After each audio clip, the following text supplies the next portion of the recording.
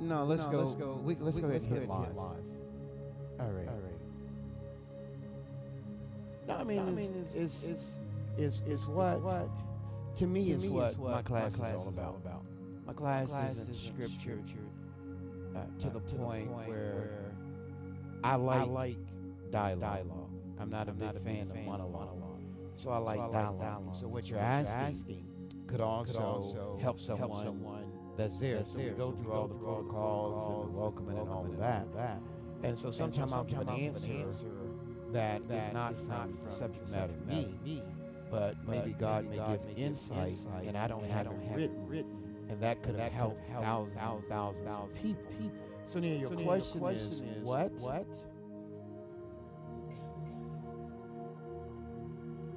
I said on Sunday that sometimes God's lack of response is what? Is the only way he can get our attention. Okay. The question would be, then why doesn't he have our attention from the beginning?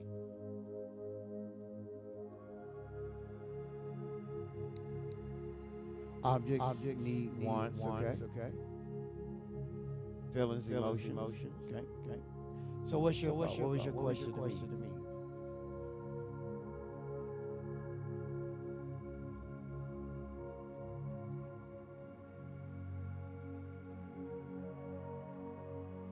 Okay, so you're asking me two questions. You're asking me what a scenario of answering. So your first part is what?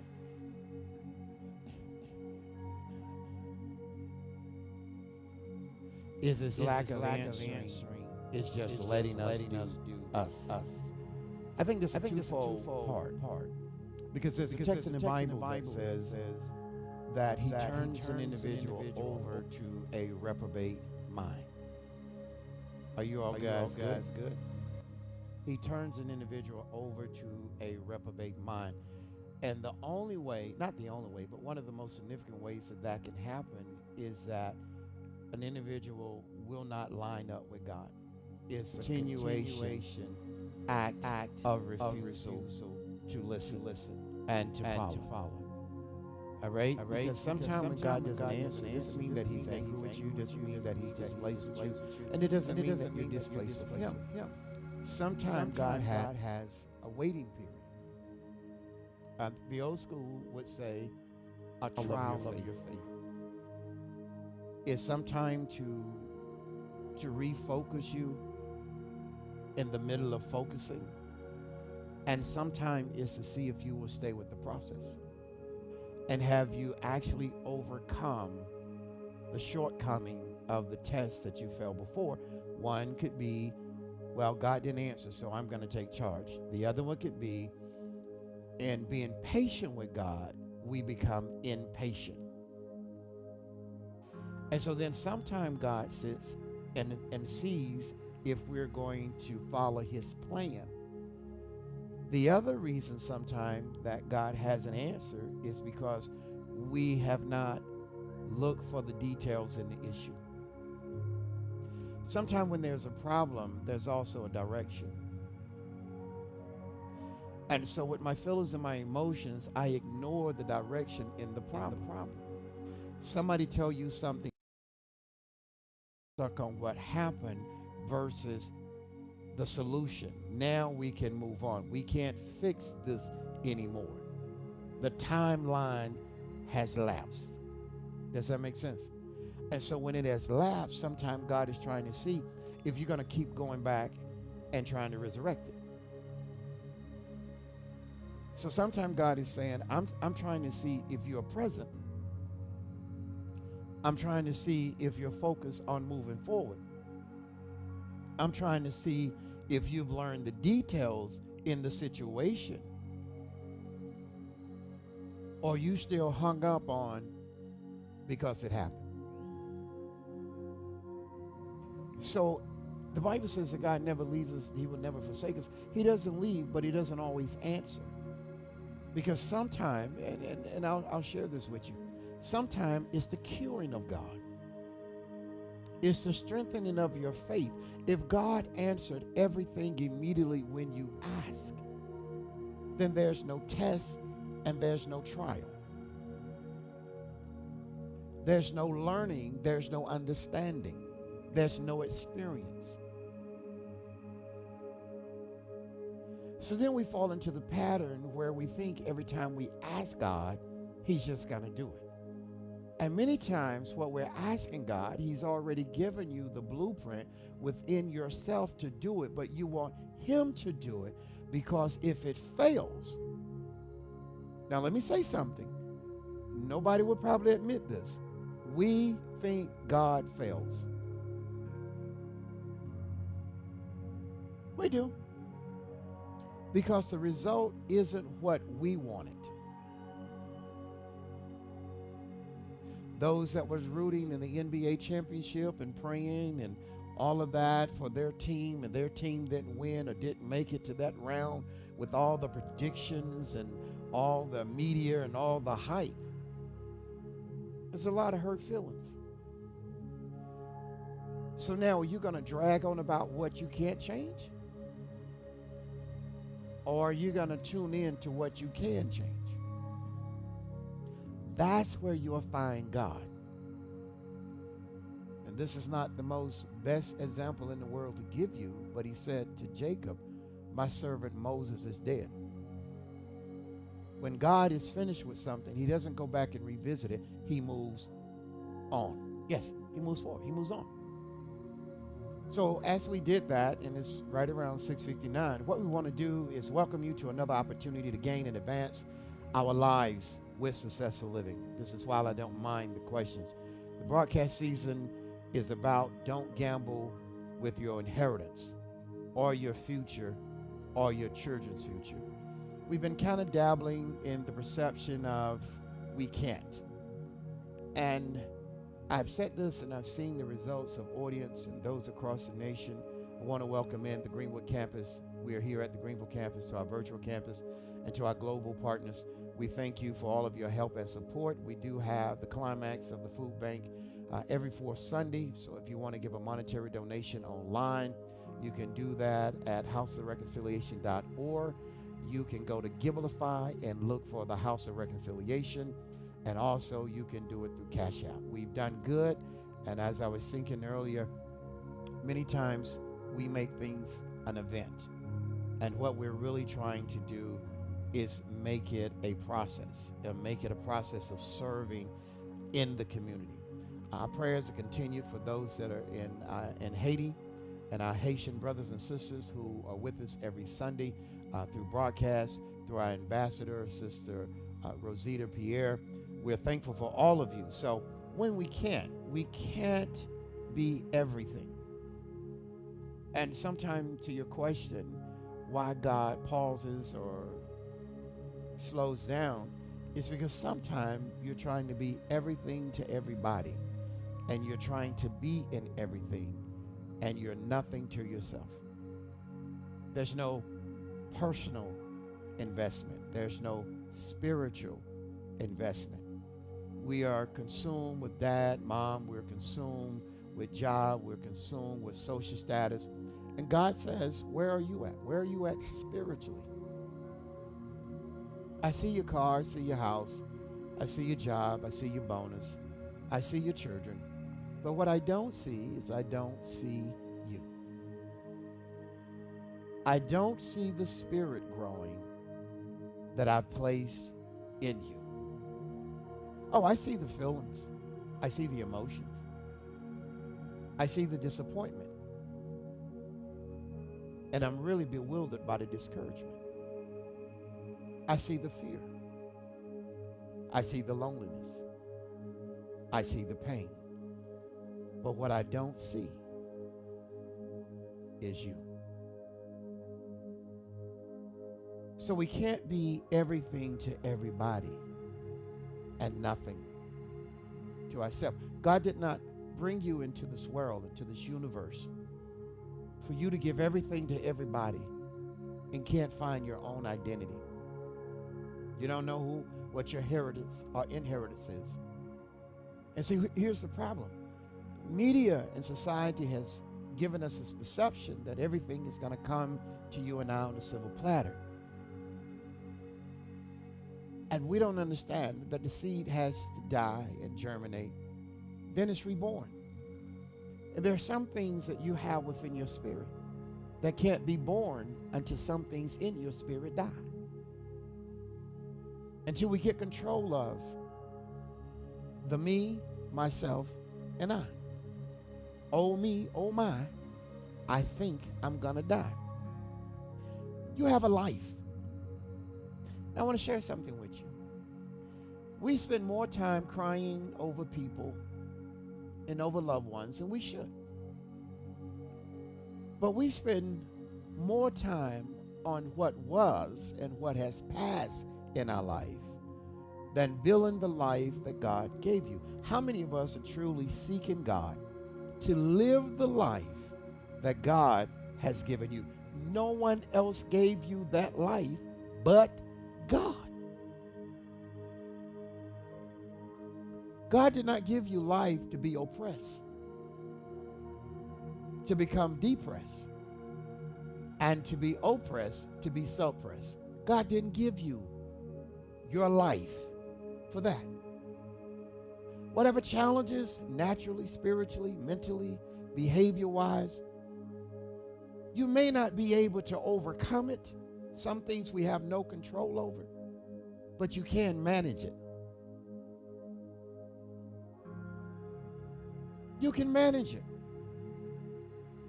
So we don't understand the word equilibrium, naturally and spiritually. But only you and God. You're looking for your completion from other people rather than seeking the face of God.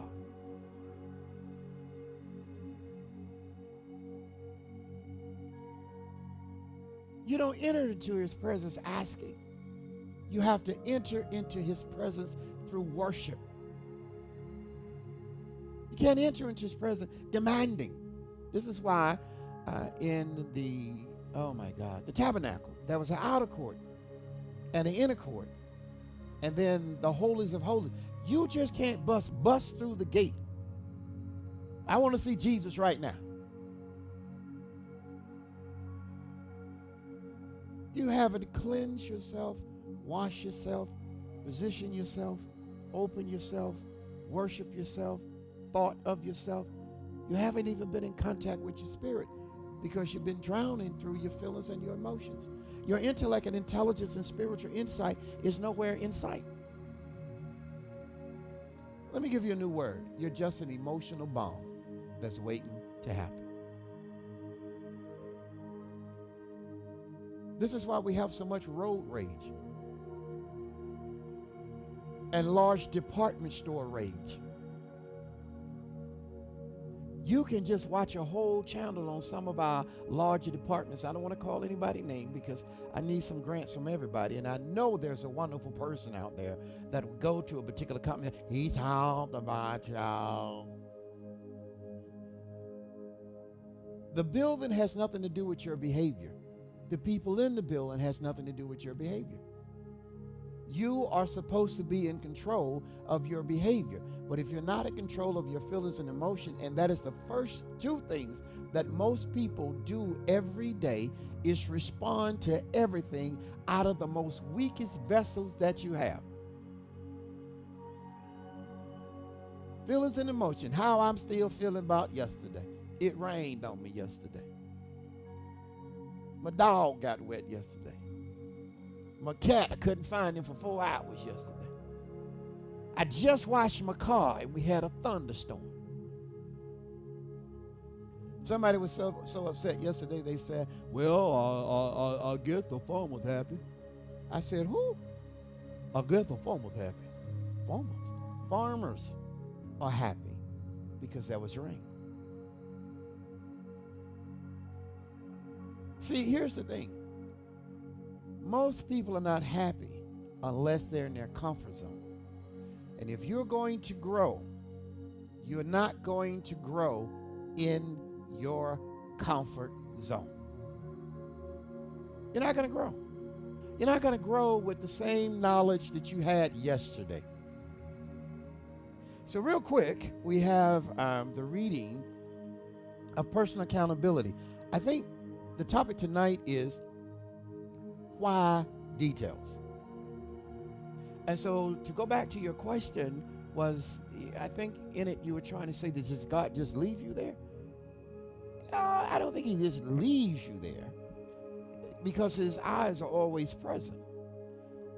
He may not always engage with you.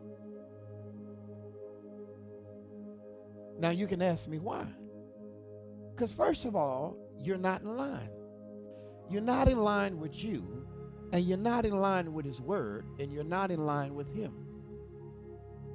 You are aligned, or we are aligned in our dysfunctions. We are aligned in our illusions. We are aligned in our hallucinations. We are aligned in our hypotheticals. People spend more time on hypotheticals and illusion and hallucinating than they do in reality. All right, so go ahead. So he never turns his back on you. But he would not always answer you, because why would he answer you and you've not been truthful to what he commanded of you? You have not yet worked, accepted, and did what he told you to do with your gift or your blessing. Let me make it plain. Thank you is not enough for God.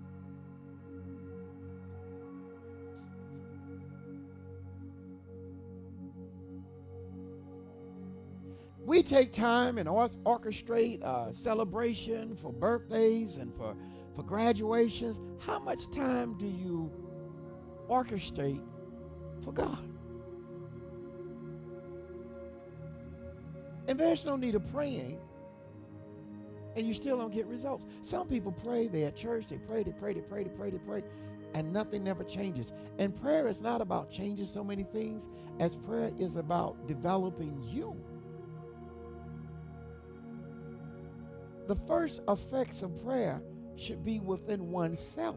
But just measure for a hot second, what would the barometer be in your life that if God were to measure it based on your next blessing, how much time do you spend in prayer and in worship and in devotion to get what you're asking for? If he started charging for blessings, there's some of us that would never get another one. So let's read personal accountability. Personal accountability is the belief that you are fully responsible for your own actions and consequences. It's a choice, a mindset, and an expression of integrity. Because most people don't do things with integrity. To do something with integrity, you don't use your feeling and emotion. I saw this and I was blown away about it. Thank all of you that follow, like, share, and post and engage the House of Reconciliation on our social media platforms, Instagram, YouTube, and all of that. And please, if you are following us on social media, please go to our YouTube and subscribe to it. We need the hits. There was something I saw today. It says, your words become your flesh. Be careful how you speak. Your words become your flesh. You either set yourself up or you deny yourself of what could be with your mouth. Can I take it a step further? For the very veins that are in your heart and in your spirit. Because you may not say it, but you think it. This is where illusions come in. They don't like me.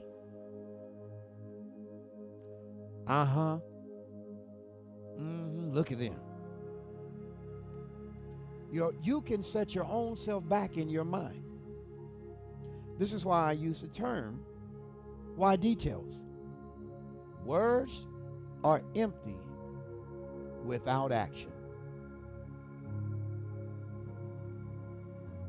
Your words become, because when you speak, and I'll give you the simple analysis real quick.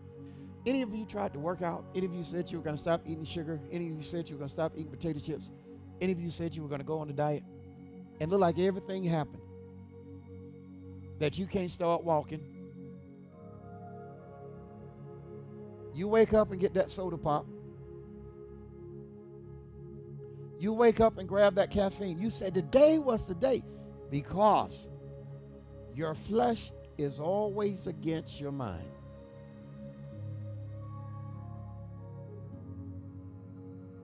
Your spirit wants to be healthy, but your flesh, and our flesh, is greedy. So there's a balancing act. This is why I use the word equilibrium, naturally and spiritually. Why details? Feelings and emotion is when you're playing the losing game.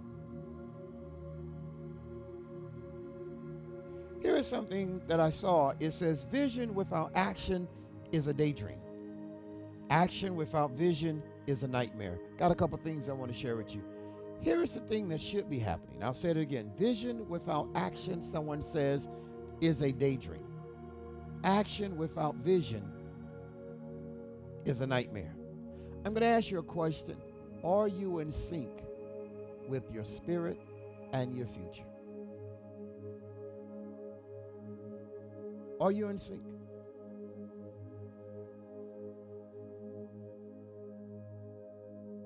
Are you in sync? Because here's what happens.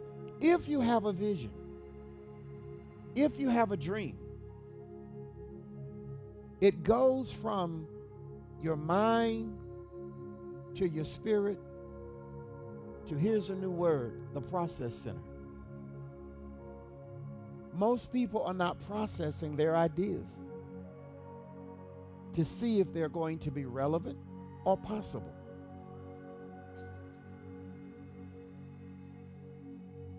The Bible uses a narrative and says, which of you setteth down first and addeth up the cost?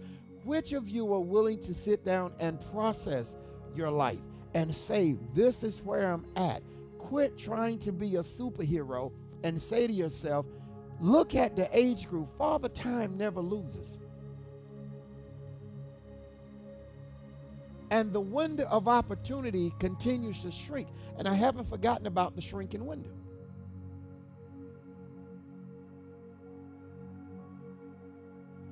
As long as you continue to wait, the further behind you're going to get. Then you're going to become more frustrated, more agitated, and then this is when jealousy, envy, and strife sets in. And when those cousins come to town, you got a real issue. Where are your ideas? Where is your vision board? Where are you with your vision board up in your house, on your refrigerator, of the things that you was supposed to accomplish this month? What have you checked off? I know somebody like, well, I ain't no coming to class here no more. Be asking us questions, trying to embarrass me and all that. Dreams and goals without a plan, I call it a living nightmare. Dreams. You should have dreams. Stop passing out.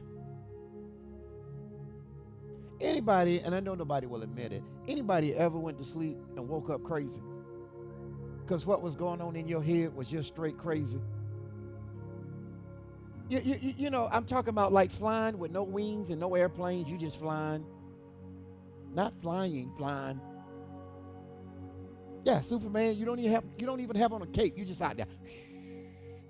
You done slept too hard and you done slept too long.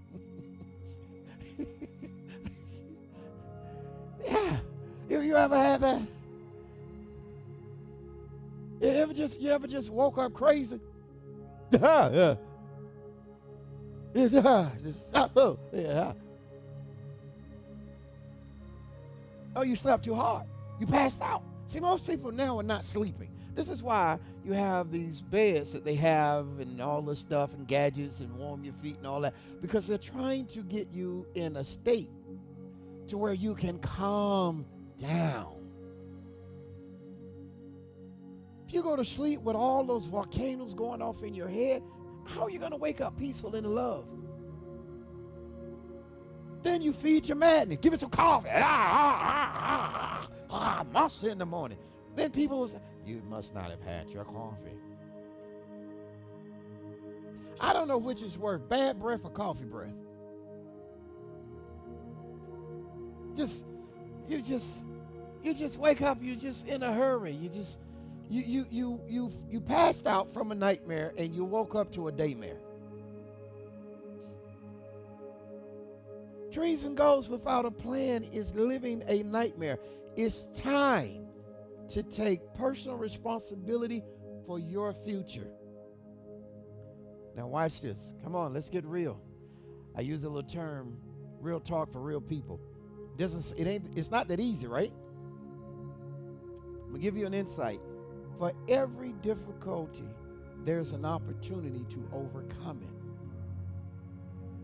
For every difficult period in time in your life, sometimes we're not patient in the process of coming through the situation. Sometimes we react too quick. We speak too quick. We respond too quick. Because we just want to get it over with, get it done, and get it behind us. If that happens, you generally learn why you were there. To your question, people should really try to study and figure out why God isn't talking to me right now. And sometimes it's not even about sin. Many times it's more about behavior. A self-assessment, you are absolutely right. Here are some things about details. Details on the cliff. Remember this, changes happen on the cliff. In the valley, things change also. Now watch this. If you don't do anything, then nothing happens. Can I make it plain? You were able to get to the 5th grade, and you didn't do anything to get to the 6th. So guess what you're still operating out of? 5th grade mentality. If you don't overcome the challenge, then you submit to the challenge. You didn't gain from the challenge. Every challenge in your life and my life, we should gain. Why am I here? What brought me here? Why was I in love with this job and now I hate getting up? Because you took it with your emotion. It wasn't who you really were. You're out of line with your gift.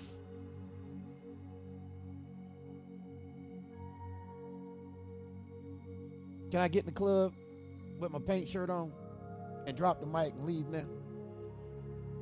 Can I go ahead and leave, Cletus? I'm saying you're not in tune with yourself. You're like a car burning oil. I saw that twice today. I was going over to my office, and the car it was a nice little car, and it was I was like, that car too new to be acting like that. Smoke looked like someone had set it on fire. It was burning oil. Here's the lesson. Why would God give you something new and you're still going to treat it like something old?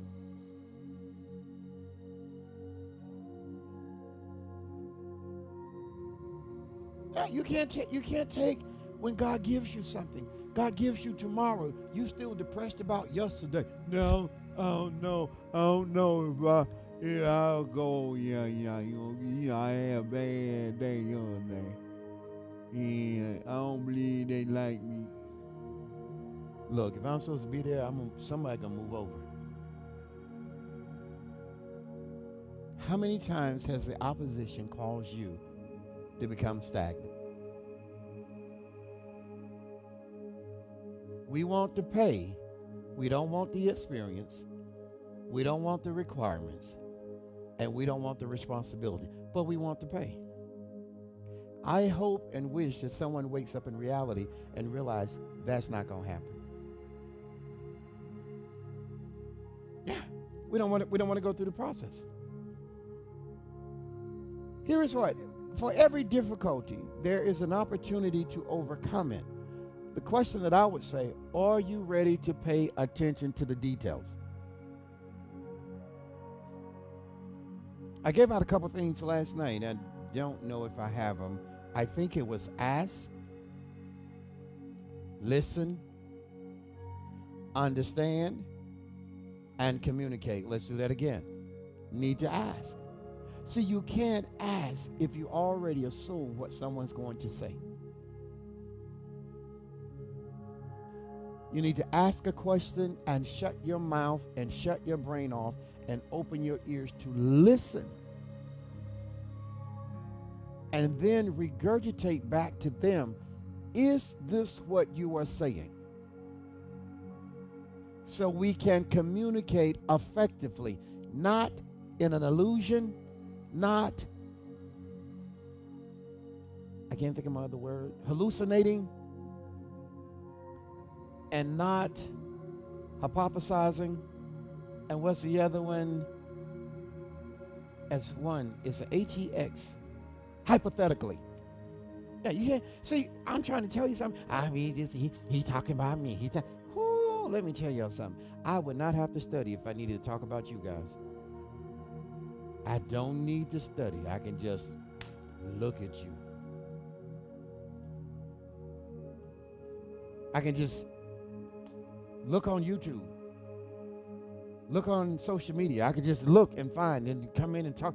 I'm talking about people who literally want to get away from what is and what isn't to get into what can be, and how do I get there? That's my audience. My audience is not who fighting down on the corner. My audience is not, well, y'all me and your down. That's not my, no. My audience is not confusion. And I know one thing my audience is not the pacify group.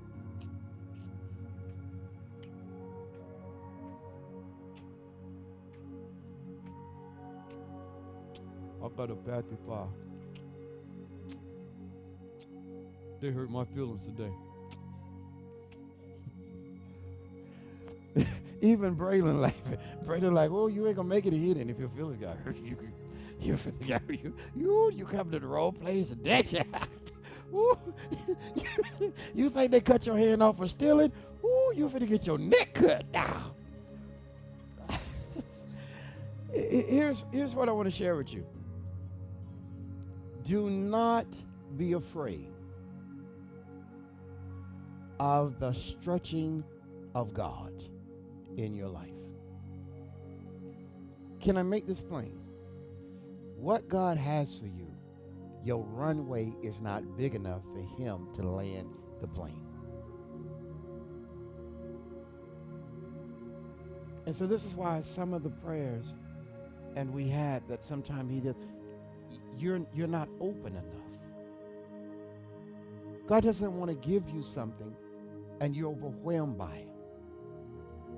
Can I make it plain? This is why the children of Israel couldn't cross over. It was so beautiful, but here's the caveat. They didn't have faith, they didn't have trust, and they wasn't willing to take it. There's some things in your life you're going to have to become aggressive to take it. Your aggression is not at a person. Your aggression is to get to the finish line. See, the aggression that we have is at one another. That's what the old church would say. If you got an alt against your brother or your sister, then you need to openly confess. People don't want to tell you how they really feel about you. But see, your runway is too small for the package that God is trying to deliver to you. And here's something I really wish I could help you with. You could get a wider stretching in God if you quit making it about you. Make it about your gift. Quit counting how blessed you are and how many trophies you got and how many times you won the football championship. Stop talking about that. Is over, Cletus. How many people talk about their first grade education? Yeah. How many people talk about, well, my first grade teacher was Miss Bonnice. Yeah, I remember the first day I went to school. Yeah, sure do. Yeah. That's my whole point. So you're talking about things that have passed away. You should now be working on your spiritual master's degree. You should be pursuing a doctoral in faith and strong enough to encourage someone else. Listen, who want to climb a mountain you struggling to get to? You just down there, I don't want to go. Well, I don't want to go with you either. God wants somebody to say, the joy of the Lord is my strength. All things are possible to them that believe. Work without faith is dead, and faith without works is dead. So I've got to work one step at a time.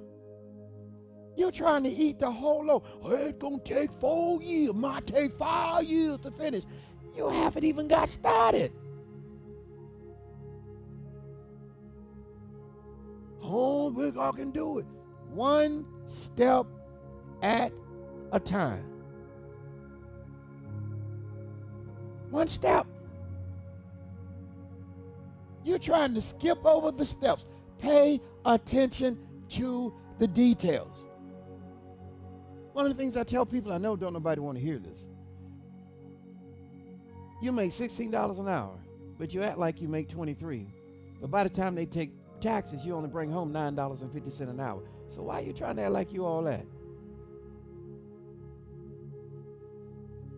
And then you praying for God to balance your finances.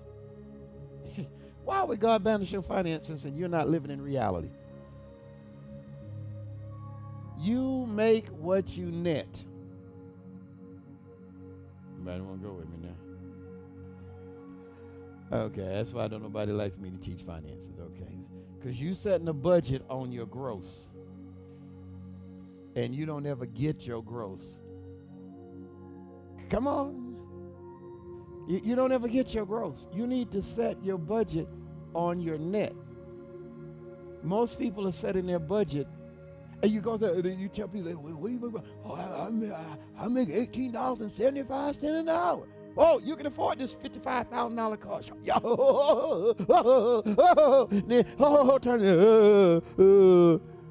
Now you're out there cutting grass trying to make payments.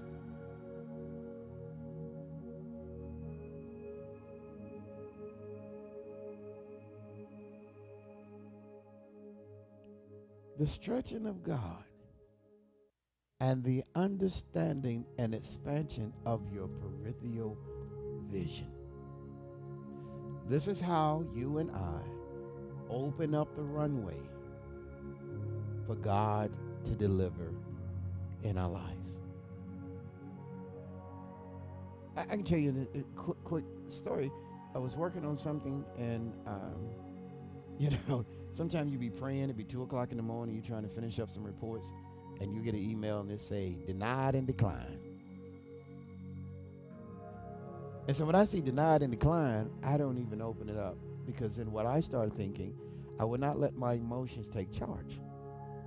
I'll just say, Lord, show me a way around this. So then I talked to the person I need to talk to, and I said, what are our options?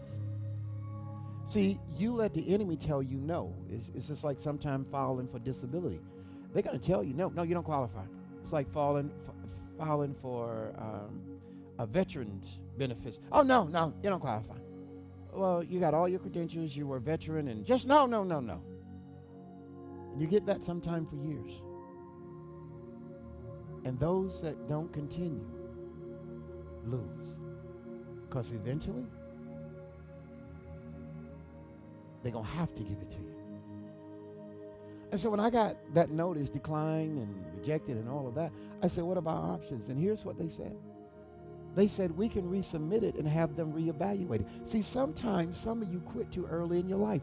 Pay attention to the details. Start reading without your feelings and emotion. Read with your intellect and intelligence and spiritual insight to gain a better understanding.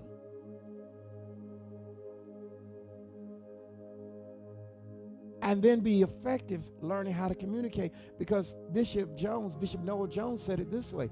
He said, denial is not rejection. But if you quit, it's over. Let it be delayed rather than you quit. Because some things you're going to have to do more than once or twice. There's some processes you're going to have to redo it. I tell people all the time, I don't get when people think I'm cocky and arrogant. It took me 7 times to get my driver's license. I didn't get them until the 8th time. This is why I'm pragmatic about paying attention to the details. My issue wasn't I couldn't drive. It wasn't I couldn't parallel park. It wasn't that I was driving too fast. It's I'm left-handed. And for some reason, when they said go right, I turned left. And no one told me. Stop thinking everyone's going to tell you everything. Remember I said this? If I teach you what I know, then I will lose the advantage I have over you. If you grow and become an effective communicator, you will have to learn how to ask the right questions. And it's never the right question if it's coming from your feelings. And, well, why? Why I can't do it, dear? You make me sick. Get on out of here with your big lips. Don't be afraid to say to somebody, can you explain that to me? And shut up and listen. Oh, let me be politically correct. Be quiet and listen.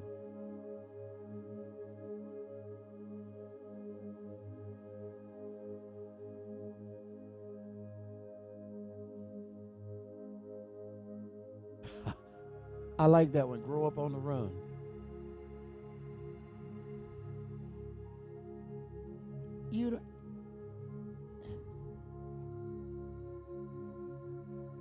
My children, the 3 of them. Now I don't know what they're gonna say when I die, but that's on them. I won't hear it. If I hear it, I'm gonna get up.